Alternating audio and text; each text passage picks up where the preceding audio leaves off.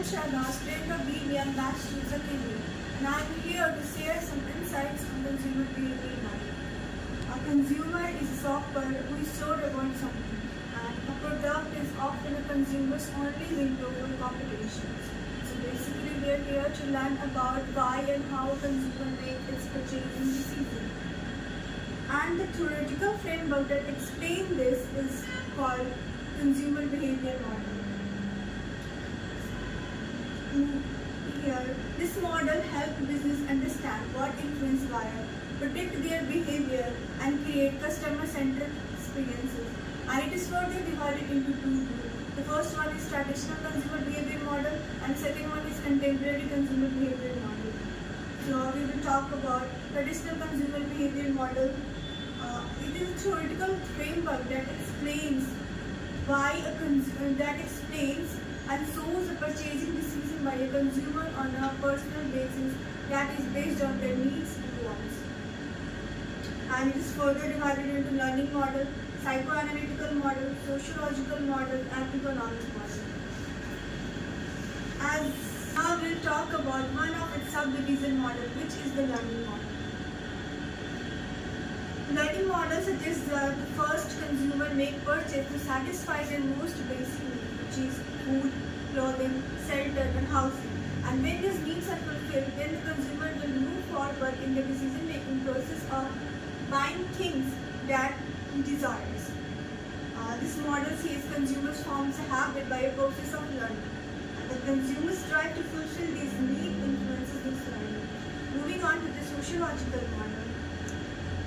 The sociological model behavior explores how consumers make purchasing decisions based on the people he is surrounded by or the social influences.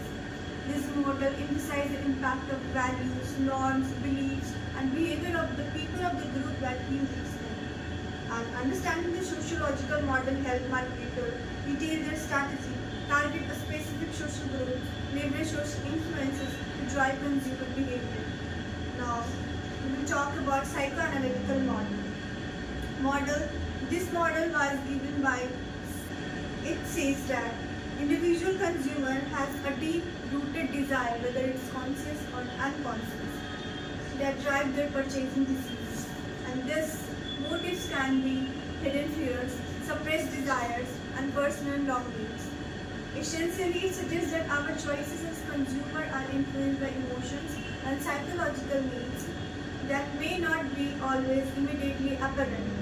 Suppose that a consumer, as we have talked about that our decisions are mostly unconscious, so a consumer will be satisfied to buy whatever he has in his mind. Moving on to the economic model. The economic model of consumer behavior is a traditional model that assumes consumers try to meet their need while spending as little as possible.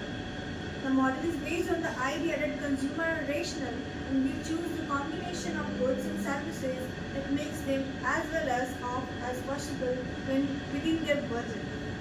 As we have discussed earlier that the consumer behavior model is divided into two subgroups. The first one is traditional model, which we have already discussed. Now we will move on to the contemporary model of consumer behavior. And this model focuses on rational and deliberate process that consumers use to make decisions rather than emotions or unconscious desire. These are its subdivisions, but we will discuss about few of its model. And the first one is Harvard-Seth model, which was proposed by John Harvard and Jagdish Seth in the year 1969. And the Harvard-Seth model proposes that a consumer purchasing decision is influenced by multiple individuals, such as family members, and it identifies at the three levels of decision making. The first one is extensive, the second one is limited problem solving, and the third one is routinized problem solving, which is also called habitual. This model analyzes the combined effect of social, psychological, and marketing factors on the consumer preference and their buying. It posits that buyer's journey is highly rational and methodical decision-making process. It identifies three levels of decision-making, and the first one is extensive problem solving, second one is limited problem solving, and third one is routinized response behavior, also known as habitual response behavior. Moving on to the Nicosia model. This model was developed by Francisco Nicosia, a marketing professor at the University of Pittsburgh in 1966. This model concentrates on the communication process that occurs between a brand and consumer.